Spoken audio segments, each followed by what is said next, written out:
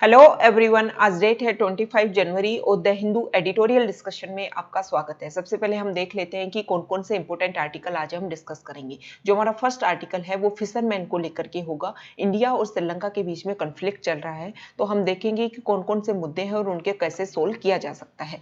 Next जो हमारा article होगा वो NBFC को लेकर के होगा। उसके लिए उनको रेगुलेट करने के लिए उन कंपनीज को RBI ने नया अपना फ्रेमवर्क गाइडलाइन जारी की है, तो उसको देखेंगे कि क्या क्या रिलेटेड है और कैसे उनको रेगुलेट किया जाएगा NBFC कंपनीज को। नेक्स्ट जो हमारा आर्टिकल होगा वो ईरान और US के रिलेशन को लेकर के होगा कि नए राष्ट्रपति बने हैं, किस तरीके से जो न्यूक्लियर डील से पीछे हट गए थे मिस्टर ट्रंप, अब दोबारा कैसे कमबैक किया जाएगा उस न्यूक्लियर डील के ऊपर। नेक्स्ट जो हमारा आर्टिकल जो होगा वो एग्रीकल्चर से रिलेटेड होगा कि किसानों को जो सब्सिडी देने के लिए जो पैसा आता है वो उनके पास ना जा करके कहीं और चला जाता है, और इनडायरेक्टली जब किसानों के पास आता है तो किसानों को 36% तक इंटरेस्ट रेट पे करनी पड़ती है। नेक्स्ट जो हमारा आर्टिकल होगा वो सी इंडस्ट्री को लेकर होगा। शिपिंग इंडस्ट्री से रिलेटेड जो इंपोर्टेंट डाटा है उनको हम देखेंगे। International day of education celebrate किया गया 24 जनवरी को, उससे रिलेटेड कुछ डाटा आए हैं कि कोविड-19 के समय में क्या क्या नई प्रॉब्लम्स निकल करके आई कि एजुकेशन में क्या क्या इंप्रूवमेंट किए जाने चाहिए। तो ये सब आर्टिकल आज हम डिस्कस करने वाले हैं। देखो, जो हमारा फर्स्ट आर्टिकल है वो इंडिया और श्रीलंका के बीच में जो कॉन्फ्लिक्ट चल रहा है, सबसे पहले हम कॉन्टेक्स्ट देख लेते हैं। कॉन्टेक्स्ट क्या है? अभी इंडिया के 4 फिशरमैन थे, वो तमिलनाडु से बिलोंग करते थे, और श्रीलंका के, देखो हमारी जो समुद्री सीमा है इंडिया और श्रीलंका के बीच में, उस समुद्री सीमा में उन्होंने प्रवेश कर दिया, जिससे वहां के जो कोस्ट गार्ड थे उन्होंने उसको अरेस्ट कर दिया, और जब वो भागने की कोशिश कर रहे थे तो उनकी डेथ हो जाती है। ऐसा बोला है श्रीलंकन नेवी ने, लेकिन इंडिया ने इसके लिए गहरा दुख जताया है। जो स्पेशली जो फैमिली है उन्होंने ये बोला है कि चाह करके उनको मारा गया है। ये जो कन्फ्लिक्ट हुआ है वो पाक बे में हुआ है। अब पाक बे को हम देख लेते हैं। देखो ये मैप है, इस मैप में यहां देखो आप, ये इंडिया है और ये श्रीलंका है। इनके बीच में जो रेड डॉटेड लाइन है वो हमारी समुद्री सीमा डिक्लेयर की गई है। ये पाक स्ट्रेट है, और इस पानी में, मतलब यहां पर जब तमिलनाडु से, ये तमिलनाडु वाला रीजन है, ये केरला आ गया, ये केरला है, ये तमिलनाडु है। तमिलनाडु के जो फिशरमैन है वो कभी कभी यहाँ जब फिशिंग के लिए आते हैं तो इस सीमा को पार कर जाते हैं, जिसकी वजह से श्रीलंका को ये लगता है कि उनके बीच में एनक्रोचमेंट उनका बढ़ रहा है, और इसकी वजह से कॉन्फ्लिक्ट होता है, और इसी की वजह से जो 4 फिशरमैन है उनकी डेथ हो गई है। अब आगे क्या हुआ? देखो, इंडिया और श्रीलंका के बीच में काफी लंबे समय से एक जॉइंट मीटिंग जो होती है, जॉइंट कमेटी जो होती है, ताकि फिशरीज से रिलेटेड कोई भी प्रॉब्लम्स हो उनको सोल्व किया जा सके, 3 साल से वो ठंडे बस्ते में गिरी हुई थी। अभी पिछले महीने ही उसके उस जॉइंट वर्किंग ग्रुप पे मतलब बात हुई है। उनमें ये डिसाइड किया गया था कि देखो, डेथ कम से कम हो और जो फिशरमैन है उनके भले के लिए काम किया जाए। अगर एक दूसरे की सीमा में वो घुस भी जाते हैं तो उनको, इंडिया ने मांग की थी कि सिर्फ श्रीलंका क्या करता है कि जब भी फिशरमैन को पकड़ता है, फिशरमैन को तो छोड़ देता है, उनकी जो बोट है वो ले लेते हैं। तो जब आप बोट ही ले लोगे तो उनकी जो आजीविका है, लाइवलीहुड्स है, वो कैसे चलाएंगे? तो इंडिया ने ये मांग की थी उस जॉइंट मीटिंग में। इसके अलावा देखो, श्रीलंका है, उसने अपनी तरफ से एक कमेटी भी डेजिग्नेट करती है। वो कमेटी पता लगाएगी कि इसमें किस तरीके से डेथ हुई, क्या कारण रहे, क्या चाह करके मारा गया, गलती से उन फिशरमैन की डेथ हो गई है। अब तो इस आर्टिकल में हम एक इंपॉर्टेंट बात देख लेते हैं। देखो, इंडिया की क्या प्रॉब्लम है? इंडिया अपनी प्रॉब्लम ये क्लियर करता है कि अगर फिशरमैन आपकी सीमा में आ भी जाते हैं ना, तो उनको मारा नहीं जाए। ह्यूमैनिटेरियन जो नेचर है, वो अप्रोच है, वो क्रिएट की जाए, ताकि अगर ऐसा कुछ कॉन्फ्लिक्ट होता भी है तो उससे डेथ क्रिएट ना हो। दूसरी तरफ से जो श्रीलंका है उसका ये बोलना है कि देखो, चाह करके कभी कभी जो उनके मालिक होते हैं, फिशरमैन क्या होते हैं, जब किसी मालिक के अंडर काम करते हैं तो मालिक उनके ऊपर प्रेशर क्रिएट करता है। प्रेशर क्रिएट करके उनको ये बोलता है कि आप गहरे से गहरे पानी में जाकर के आओ और ज्यादा से ज्यादा मछली पकड़ करके लाओ। तो श्रीलंका का जो एडमिनिस्ट्रेशन है वो ये बात बोलता है कि इंडिया की तरफ से जो फिशरमैन आते हैं वो हमारे डीप जो सी है वहां से भी, मतलब इतना गहरा जाल डालते हैं जिसकी वजह से वो डीप सी तक का जो मछली है उन सबको लेके रख जाते हैं। तो ये एक तरीके से जो हमारा सी इकोसिस्टम है वो उसका जो एक प्रोसीजर है वो सब कुछ बिगड़ जाता है। दूसरा, श्रीलंका की तरफ से श्रीलंका ये चाहता है और इंडिया भी इसमें सहमत है कि देखो दोनों की जॉइंट पेट्रोलिंग हो, मतलब इंडिया की भी नेवी मिले और कोस्ट गार्ड मिले और श्रीलंका के भी कोस्ट गार्ड मिले, ताकि अगर एज ए फिशरमैन से संबंधित कोई समस्या आए तो दोनों मिलकर के वहीं पर सोल्व कर लिए जाएं। ठीक है, तो ये इस आर्टिकल में डिस्कस किया गया है। इंडिया ने एक बड़ा खेद जताया है कि श्रीलंका को इस तरीके से ये काम नहीं करना चाहिए था। लेकिन देखो, अगर दोनों मिल बैठ करके सिर्फ बात करने से कुछ नहीं होगा, एक अच्छी अप्रोच इस पर अपनानी होगी, क्योंकि ये जो फिशरमैन से रिलेटेड जो मुद्दा है उसका सिर्फ पॉलिटिक्स में फायदा उठाना, सिर्फ वोट बटोरना ही इसका काम नहीं है। ये जो भी प्रॉब्लम्स है वहां के फिशरमैन को लेकर के, उसका एक परमानेंट सॉल्यूशन निकल करके आना चाहिए।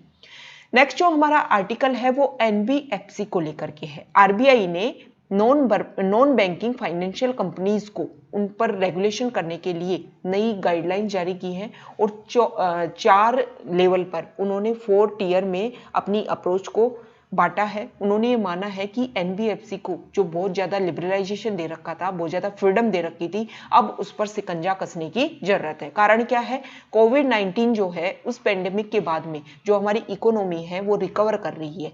तो आरबीआई ये चाहती है, गवर्नमेंट भी ये चाहती है कि लोगों का जो विश्वास है किसमें, बैंकिंग लाइन में और जो हमारी एनबीएफसी में, जो एक विश्वास है वो बना रहे। ऐसा नहीं है कि जो एनबीएफसी है लोगों से पैसा ले लेकिन उनका पैसा देने के लिए वो तैयार ही ना हो, बाद में अपने आप को करप्ट घोषित कर दे, जिसकी वजह से जो विश्वास है उसमें कमी ना आए। ऐसा कब हुआ था? देखो, ये जो एनबीएफसी है ना वो लोन देने का काम करती है, इन्वेस्टर से पैसा लेती है, लोगों को लोन देती है। लोन हालांकि हाई इंटरेस्ट रेट पे देती है, लेकिन लोन इजीली प्रोवाइड करवा देती है लोगों को। ठीक है, और ये डिपॉजिट का काम नहीं करती है। अब 1997 में सबसे पहले सीआरबी जो ग्रुप था उसने डिपॉजिट का काम किया और हाई इंटरेस्ट रेट देने लगे वो फिक्स डिपॉजिट पे, लेकिन बाद में वो एक मतलब उनके पास में पैसा आना बंद हो गया और लोगों का जो पैसा है, मतलब उन्होंने पैसा दे दिया, पैसा वापस उनके पास आया नहीं। अब जो इन्वेस्टर्स थे उनको पैसा चुकाने के लिए और कहीं से पैसा उन्होंने उठाया, तो एक तरीके से वो एक सर्कुलेशन में फंस गए और अपने आप को उन्होंने बैंकरप्ट घोषित करना पड़ा। देखो प्रॉब्लम क्या है, उस समय जब थी तो एनबीएफसी का जो बैलेंस शीट था ना वो बैंकों की तुलना में बहुत कम था, लेकिन अब एनबीएफसी का जो बैलेंस शीट है वो काफी इंक्रीज हो गया है। 2010 की अगर तुलना करें, 2010 में सिर्फ 12% था। ठीक है, मतलब 12% एरिया पे उनका अधिकार था, लेकिन अब 1/4 एरिया इनका इंक्रीज हो गया है। बैलेंस शीट जो है वो डबल हो गई है 2015 की तुलना में। 2015 में उनकी बैलेंस शीट 49.2 लाख करोड़ थी और अब 2015 में 20.7 लाख करोड़ थी और 2020 में 49.2 लाख करोड़ हो गई है। तो आरबीआई ये चाहता है कि ये सब कुछ क्यों इंक्रीज हुआ, एनबीएफसी का जो एरिया है वो क्यों इंक्रीज हुआ, क्योंकि जो आरबीआई है उसने काफी फ्लेक्सिबिलिटी दे रखी है एनबीएफसी को, जिसकी वजह से लोगों की जो फाइनेंसिंग नीड्स है उनको उन्होंने आसानी से लोगों को उपलब्ध करवा दिया। और जब आसानी से लोन उपलब्ध हो जाता है, क्योंकि बैंकिंग लाइन में क्या प्रॉब्लम होती है कि बहुत सारे डॉक्यूमेंट्स की जरूरत होती है, जिसकी वजह से इजी वे में लोन नहीं मिल पाता, लेकिन एनबीएफसी डॉक्यूमेंट्स पर ज्यादा रिलाई ऑन नहीं करते हैं। वो डायरेक्ट पैसा, किसी गारंटर की जरूरत नहीं होती, ज्यादा डॉक्यूमेंट्स की जरूरत नहीं होती, और वो फाइनेंशिंग एड जो होती है लोगों को वो इजीली अवेलेबल करवा देते हैं। और ये ही कारण रहा कि उनको इनका जो एरिया है, इनका जो बैलेंस शीट है वो काफी इंक्रीज हो गया है। अब देखो 2018 में सेम इसी तरीके का जो एनबीएफसी प्लेयर था IL&FS, उसका भी इसी तरीके से वो करप्ट घोषित हो जाता है। सेम उसी समय में दीवान जो हाउसिंग फाइनेंशियल कॉर्पोरेशन लिमिटेड है वो भी इसी तरीके से अपने आप को दिवालिया घोषित कर देता है।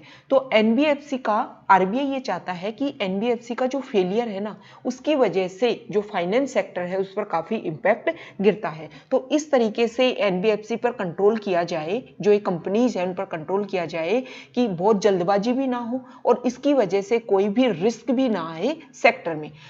तो एनबीएफसी ने 4 टियर्ड रेगुलेटरी स्ट्रक्चर बनाया है। इसमें जो स्मॉलर एनबीएफसी है उनको कोई भी उनके ऊपर बंधन नहीं किया जाएगा, जो मीडिएटर एनबीएफसी है उनके ऊपर कुछ रोक टोक की जाएगी, और जो हाई लेवल के जो एनबीएफसी हैं उनके ऊपर बैंकिंग की तरह ही उनके एडमिनिस्ट्रेशन को लेकर के, कैपिटलाइजेशन को लेकर के, मॉनिटरिंग नॉर्म्स, ये सब कुछ बैंक की तरह ही डिसाइड किए जाएंगे। लेकिन देखो ये टॉप टियर में हर किसी को नहीं डाला जाएगा, जो भी एनबीएफसी बहुत ज्यादा रिस्क में होगा ना उसको इसमें डाला जाएगा।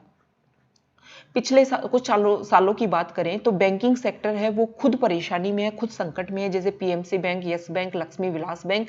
इस आर्टिकल में ये बताया गया है कि उनकी भी किरकिरी हुई है, बैंकिंग सेक्टर भी की भी, और एनबीएफसी की भी किरकिरी हो रही है। तो जो हमारे लोगों के भलों के लिए जो आरबीआई काम करना चाहता है उसको ध्यान में रखते हुए जो हमारे गवर्नर हैं एसके दास, उन्होंने ये बोला है कि इन दोनों के ऊपर नकेल कसी जाए ताकि लोगों में जो विश्वास है उसको मेंटेन किया जा सके, जो हमारी वित्तीय स्थिरता है उसको बनाया जा सके, और लोगों को लोन भी इजीली अवेलेबल हो।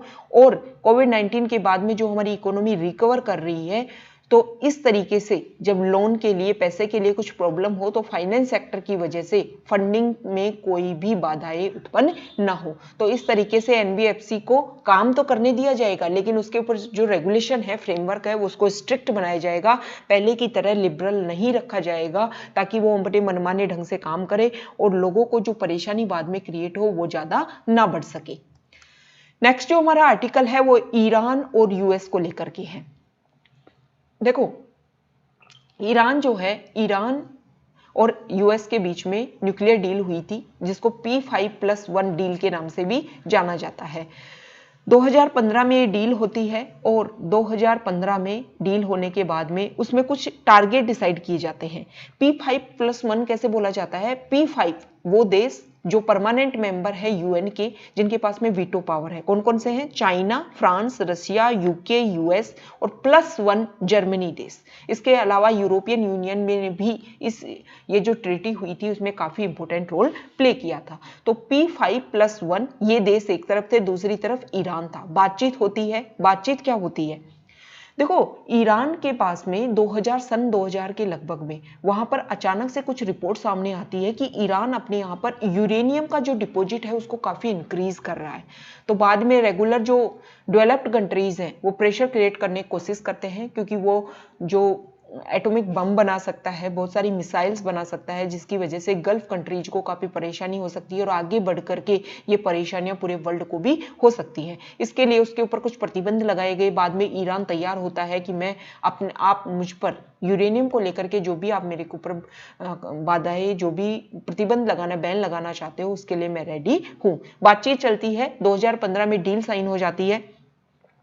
इसमें जो ईरान है उसको ये करना था कि जो मीडियम एनरिच्ड यूरेनियम है उसके स्टॉक पाइल को बिल्कुल एलिमिनेट करना था। उसके अलावा जो लो एनरिच्ड यूरेनियम है उसके स्टॉक पाइल को 98% तक कट करना था।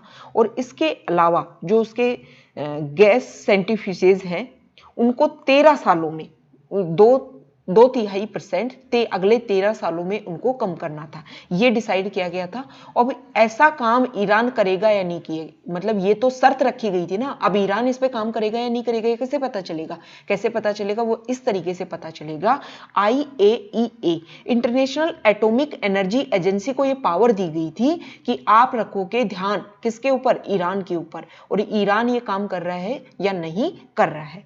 अब देखो 2016 में मिस्टर बराक ओबामा अपने 2 बार राष्ट्रपति बनकर के, अमेरिका में मैक्सिमम कोई एक व्यक्ति 2 बार राष्ट्रपति ही चुना जा सकता है, वो हट जाते हैं। उसके बाद में विरोधी पार्टी के राष्ट्रपति बनते हैं मिस्टर डोनाल्ड ट्रंप, और वो इस joint comprehensive plan of action मतलब जेसीपीओ से ये जो एक्शन, ये जो ट्रीटी साइन हुई थी उससे अपने हाथ पीछे खींच लेते हैं 17 मई 2018 को, 14 जुलाई, मतलब 2018 के लगभग वो अपने हाथ उस ट्रीटी से हाथ पीछे खींच लेते हैं। 2015 में तो ट्रीटी होती है और 2018 में, मई 2018 में वो अपने हाथ पीछे खींचते हैं। अब क्या होता है, वो क्या बोलते हैं, मिस्टर ट्रंप क्या बोलते हैं? वो बोलते हैं कि देखो जिन ऑर्गेनाइजेशन से, जिन गुटों से किसको परेशानी है? यूएस को परेशानी है, उनको कौन समर्थन देता है? ईरान देता है। जैसे कौन से गुट है? जैसे हमास है, हिजबुल्ला, ये जो ऑर्गेनाइजेशन है इनको कौन करता है? टेररिस्ट ग्रुप मानता है इनको यूएस, और इनको सहायता करता है ईरान। तो ईरान ये बोलता है कि देखो आपने मेरे ऊपर यूरेनियम को लेकर के कंस्ट्रेंट लगाए थे, बाधाएं लगाई थी, बैन लगाए थे, ये तो मेरे पर्सनल नेशन है, आप इनके ऊपर बाधा थोड़ा ना लगा सकते हो। इसके अलावा जो यूएस है वो ये बोलता है कि आपने 15 साल का टाइम लिमिट दिया था ईरान को, ये तो बहुत ज्यादा हो गया है, इतना नहीं हो पाएगा, इतना लंबा तो ये तो बहुत बहुत ही लंबा मतलब प्रोसीजर कर दिया है इस चीज को लेकर के। और यूएस एक बात और बोलता है कि वहां पर जो मिसाइल डेवलपमेंट हो रहा है उसको भी रोका जाए, उसको भी प्रतिबंधित किया जाए। ये सब कुछ प्रॉब्लम होती है, यूएस पीछे हट जाता है। लेकिन इस न्यूक्लियर डील में सिर्फ यूएस नहीं था, P5 देश थे +1 एक देश और था, मतलब 5 देश अलग से और थे। ईरान शुरुआत में कोशिश करता है 2019 तक, ये वेट करता है ईरान कि जो अन्य देश थे वो अपना कुछ कोशिश करेंगे, वो यूएस के ऊपर कुछ प्रेशर क्रिएट करेंगे कि नहीं आपको ये न्यूक्लियर डील जो है उसको रेगुलर करना चाहिए, लेकिन वो ऐसा नहीं करते हैं। अब ईरान भी अपने हाथ पीछे खींच लेता है, वो बोलता है कि जो भी ट्रीटी में जो साइन हुआ था उसको मैं ब्रीच करूंगा। और इसी का नतीजा है कि IAEA ने कुछ डॉक्यूमेंट्स मतलब कुछ डॉक्यूमेंट दिखाए हैं। उन डॉक्यूमेंट्स के अकॉर्डिंग, कॉन्फिडेंशियल डॉक्यूमेंट्स हैं, उनके अकॉर्डिंग ईरान ने जो अपना स्टॉक पाइल है ना, वो जितना ट्रीटी में बोला गया था कि आप इसको इतना ही रखना है, उससे 8 गुना लिमिट बढ़ा ली है अपने यूरेनियम की स्टॉक पाइल की। मतलब 2442 किलोग्राम से भी ज्यादा लो एनरिच्ड यूरेनियम डिपॉजिट इंक्रीज कर लिया है ईरान ने। तो देखो अब जो नए राष्ट्रपति जो बनकर के आ रहे हैं, वहां पर नए राष्ट्रपति जिन्होंने 20 जनवरी को जो बाइडेन ने ओथ ली है, अब उसके लिए उनके लिए ये जो ईरान के साथ में जो रिश्ते सुधारने वो बहुत ज्यादा इंपॉर्टेंट है। क्यों इंपॉर्टेंट है? देखो एक तो गल्फ कंट्रीज में हमेशा शांति बनी रहे, स्टेबिलिटी बनी रहे, और अगर गल्फ कंट्रीज में स्टेबिलिटी बनी रहेगी तो बहुत सारे वर्ल्ड का बहुत सारा जो हिस्सा है उसमें भी स्टेबिलिटी बनी रहेगी। क्योंकि ये जो गल्फ रीजन है वो ऑयल की वजह से, जो क्रूड ऑयल है उसमें एनरिच है, और इसकी वजह से कई देशों की अर्थव्यवस्था चलती है। ठीक है, अब ईरान के देखो, वैसे तो जो नए राष्ट्रपति जो बाइडेन है उन्होंने अपने एडमिनिस्ट्रेशन में उन्हीं लोगों को शामिल किया है जो उस समय न्यूक्लियर डील के समय भी एडमिनिस्ट्रेशन में थे। तो इस तरीके से जो न्यूक्लियर डील में दोबारा अगर जो बाइडेन आगे बढ़ना चाहेंगे, और उनको बढ़ना ही पड़ेगा, तो इस तरीके से बहुत ज्यादा हेल्पफुल रहेगा, क्योंकि वो लोग जो हैं वो इस मुद्दे को अच्छे से समझते हैं। इसके अलावा देखो ईरान बार बार बोल रहा है कि आप मिसाइल पर प्रतिबंध लगा रहे हो, मेरे जो पर्सनल रिलेशन है उन पर प्रतिबंध लगा रहे हो, तो ये तो नहीं होगा। वो मेरे पर्सनल रिलेशन है और मैं अपने पर्सनल रिलेशन अपने हिसाब से मेंटेन करूंगा। हालांकि जो न्यूक्लियर डील में जो प्रतिबंध मुझ पर लगाए गए थे उनको मैंने कम करने की कोशिश भी की थी। ये है ईरान का रिएक्शन। अब यूएस को देखना पड़ेगा कि मिस्टर जो बाइडेन है उनको किस तरीके से वो अपनी फॉरेन डिप्लोमेसी को यूज करते हैं, और ये जो रिश्ते बिगड़ चुके हैं ईरान के साथ में उनको कैसे वो सही करने की कोशिश करेंगे। ठीक है, नेक्स्ट जो हमारा आर्टिकल है वो एग्री क्रेडिट स्मॉल फार्मर्स को लेकर के है। देखो एग्रीकल्चर जो हमारा सेक्टर है उसमें रेगुलर प्रोटेस्ट चल रहा है। हमारे इंडिया को इतने साल हो गए इंडिपेंडेंट हुए, फिर भी जो हमारा एग्रीकल्चर सेक्टर है वो ग्रो नहीं कर पाया है। इसका मेन कारण ये है कि हर साल स्मॉल और मार्जिनल फार्मर्स की ग्रो करने के लिए, ताकि उनको लो इंटरेस्ट पर पैसा दिया जाए, फिर वो उस पैसे का यूज करे अपनी क्रॉप्स को डाइवर्सिफाई करने के लिए, ताकि उनको इनकम जो है वो इंक्रीज हो सके। लेकिन ऐसा बिल्कुल नहीं हो पाया है। अब यहाँ कुछ डाटा दे रखे हैं, उनको हम डिस्कस कर लेते हैं। देखो 2015-16 का अगर एग्रीकल्चर सेंसस की बात करें तो स्मॉल और मार्जिनल जो हमारे फार्मर्स हैं उनकी जो टोटल संख्या है वो हमारी कंट्री में 12.56 करोड़ है। मतलब हमारा जो टोटल लैंड होल्डिंग्स है उसके 86.1% पर स्मॉल और मार्जिनल फार्मर्स का हक है। ठीक है, तो मतलब इतने ज्यादा एरिया पर उनका भाग है, इतना ज्यादा एरिया वो कवर करते हैं, तो उनकी इनकम को कवर करने के लिए, इंक्रीज करने के लिए गवर्नमेंट को अच्छे काम करने चाहिए। लेकिन गवर्नमेंट तो बोलती है कि मैं तो हर साल बजट में डिक्लेयर करती हूँ कि एग्रीकल्चर में इतनी सब्सिडी दी जाएगी। जैसे उन्होंने बताया कि 2011-12 में टारगेट जो था वो 4.75 लाख करोड़ था। ठीक है, और 2020-21 तक ये जो एग्री क्रेडिट जो पार्ट है उसका टारगेट है वो पहुंच चुका है 15 लाख करोड़ तक। और 2020-21 में तो उन्होंने ये भी बोला है कि 21,175 करोड़ तो लोगों को बांट भी दिए गए हैं। ठीक है, लेकिन अगर बात करें तो देखो जो जितना भी एग्रीकल्चर जो क्रेडिट है वो पिछले 10 सालों में 500% तक इंक्रीज हो गया है। लेकिन जो हमारे 12.56 स्मॉल और मार्जिनल फार्मर्स हैं, उसमें से केवल और केवल 20% लोगों के पास भी ढंग से नहीं पहुंच पाया है ये एग्रीकल्चर क्रेडिट। नाबार्ड ने एक रिपोर्ट पब्लिश की। नाबार्ड ने बोला कि महाराष्ट्र में रुपए बांटे गए किसको? स्मॉल और मार्जिनल फार्मर्स को। अब किस जगह बांटे गए? मुंबई के आसपास वाले रीजन में, जो बिल्कुल टाउन वाला रीजन था, या फिर कौन सा वाला रीजन था? अर्बन वाला रीजन था। वहां पर एग्रीकल्चर होती ही नहीं थी। फिर आपने पैसे किसको बांट दिए? अरे उन्होंने पैसे बांट दिए एग्री बिजनेस को। मतलब एग्रीकल्चर से रिलेटेड जो एग्री बिजनेस चलते हैं उन लोगों को पैसे बांट दिए। जो फायदा मिलना चाहिए था, लो इंटरेस्ट पे जो पैसा मिलना चाहिए था किसानों को, वो मिल गया बिजनेसमैन को। तो उनकी इनकम इंक्रीज होती गई। किनकी इनकम? जो स्मॉल और मार्जिनल फार्मर्स हैं उनकी इनकम डिक्रीज होती गई। अब जो एग्री बिजनेस वालों ने, उन्होंने ही वो पैसा सर्कुलेट कर दिया मार्केट में, और इनडायरेक्टली वो ही सरकार का पैसा घूम करके आ जाता है स्मॉल और मार्जिनल फार्मर्स को मनी लेंडर्स के थ्रू, और वहां पर किसानों को 36% तक लोन पे करना पड़ता है, इंटरेस्ट रेट पे करना पड़ता है। ठीक है। इस आर्टिकल में ये भी बताया गया है कि जो छोटे किसान होते हैं वो ज्यादातर अपना जो लोन है वो एनबीएफसी से उठाते हैं, जहां पर उनको 18% तक इंटरेस्ट रेट पे करना पड़ता है। अगर वो गवर्नमेंट बैंक से लेते हैं तो उनको 11% तक क्या करना पड़ता है? इंटरेस्ट रेट पे करना पड़ता है। लेकिन इस आर्टिकल में ये भी बताया गया है कि गवर्नमेंट बैंक जो होते हैं वो इतनी इजीली लोन नहीं देते हैं किनको? छोटे किसानों को। तो अब प्रॉब्लम क्या है? प्रॉब्लम ये है कि जो भी एग्री क्रेडिट गवर्नमेंट के द्वारा जो स्कीम लाई जाती है उनके ऊपर ध्यान रखा जाए, ध्यान रख करके एक स्पेशल डाटा क्रिएट किए जाए। और स्पेशली देखो, जो हमारे स्मॉल और मार्जिनल फार्मर्स हैं उनमें से लगभग 89% इंटरनेट यूज करते हैं, फोन यूज करते हैं। तो ये फोन के आधार पर, फोन का जब कनेक्शन दिया जाए तो उनके लैंड से संबंधित सभी रिकॉर्ड्स भी दर्ज करवाए जाएं, ताकि उन फोन के आधार पर ही डायरेक्ट उन्हीं को लोन दिया जा सके, और ताकि जो किसानों के लिए जो फायदामंद बात हो रही है वो उन्हीं तक फायदा जब पहुंचेगा। तो जो ये प्रोटेस्ट चल रहा है ना, फार्मर प्रोटेस्ट, वो ऐसे ही नहीं चल रहा है कि उनका मन किया उठ के आ गए और 3 महीने से यहाँ बैठे हुए हैं। अगर ग्राउंड लेवल पर बात करो तो जो स्कीम जो चलती है गवर्नमेंट की, उनके रियल जो प्रॉफिट है वो किसी और को ही मिलता है, रियल व्यक्ति तक पहुंच ही नहीं पाता है।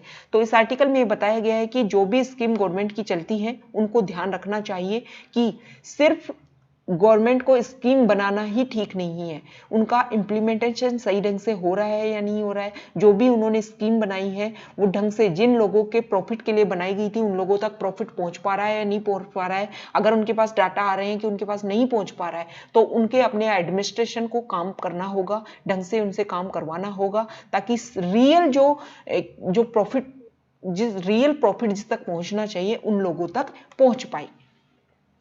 नेक्स्ट जो हमारा आर्टिकल है वो शिपिंग सेक्टर को लेकर के है। देखो, इस आर्टिकल में ये बताया गया है कि जो भी डेवलप्ड जो कंट्रीज हैं, जो इकोनॉमी में बहुत अच्छी होती है ना, उनका शिपिंग सेक्टर, मतलब जो उनका कोस्टलाइन वाला एरिया है वो काफी डेवलप्ड होता है, काफी पोर्ट्स होते हैं, और उन पोर्ट्स की वजह से वो अपना जो मतलब जो भी उनका ट्रेड होता है वो काफी इंक्रीज हुआ होता है। इसके साथ में इस आर्टिकल में ये भी बताया गया है कि देखो, इंडिया और चाइना की अगर तुलना की जाए तो इंडिया तो काफी ब्लेस्ड है। इंडिया तो 3 ओर से पानी से घिरा हुआ है। चाइना जो है वो तो सिर्फ एक साइड से, ईस्ट साइड से उनकी जो कोस्ट लाइन है। लेकिन अगर बात करें तो जो सबसे इंपॉर्टेंट जो पोर्ट है जहां पर बहुत ज्यादा ट्रेड होता है, पूरे वर्ल्ड के 10 में से 7 जो पोर्ट हैं वो चाइना के पास में है। और चाइना ने अपने बेल्ट एंड रोड इनिशिएटिव में भी यही कोशिश की है कि Indian Ocean, bay of Bengal, इन पर अपना जो डोमिनेंस है उनको इंक्रीज किया जाए। देखो, अगर 16वीं शताब्दी से पहले की बात की जाए तो 16वीं शताब्दी से पहले क्या बात हुआ था कि इंडिया का काफी डोमिनेंस था शिपिंग सेक्टर में। अब उस डोमिनेंस में क्या था? उस डोमिनेंस में इंडिया का मतलब ट्रेड, दूसरे देशों के साथ में ट्रेड काफी अच्छा था। कॉलोनियल पीरियड में भी ट्रेड काफी अच्छा था। अब इसमें क्या करना चाहिए? गवर्नमेंट की तरफ से क्या काम होना चाहिए? गवर्नमेंट की तरफ से देखो, एक तो सागरमाला जो प्रोजेक्ट है ना, वो काफ़ी अच्छा काम है। मिनिस्ट्री ऑफ शिपिंग का ये काम है और काफ़ी अच्छा प्रोग्राम है। इसके तहत जो भी पोर्ट डेवलपमेंट होने हैं, जो हमारे अंदर का जो रोड इंफ्रास्ट्रक्चर है, वो सब कुछ अच्छे से बनने चाहिए। ऐसा नहीं है कि जहाँ पोर्ट अच्छे होते हैं वहीं अच्छा ट्रेड हो पाता है, वहीं देश का विकास हो पाता है। पोर्ट के साथ साथ में जो हमारे इंटरनल जो यातायात के साधन हैं, यातायात का जो एरिया है, जैसे रोड है, रेल ट्रांसपोर्ट है, ये सब कुछ भी बेस्ट होने चाहिए।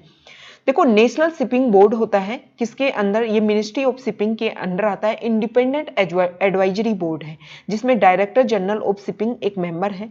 तो एनएसबी को, नेशनल शिपिंग बोर्ड को डायरेक्ट क्वेश्चन करने चाहिए इस डीजीएस से, और इससे ये पूछना चाहिए कि हमारी कंट्री में जो हमारी कैरिंग कैपेसिटी है उसको प्रमोट करने के लिए ये डीजीएस जो है रिस्पॉन्सिबल है। और उससे बात कही जानी चाहिए कि आप क्या प्रोसीजर कर रहे हो कि हमारी जो कोस्ट लाइन प्रॉफिट है, कोस्ट लाइन का जो मतलब डेवलपमेंट है, उसको कैसे किया जा रहा है।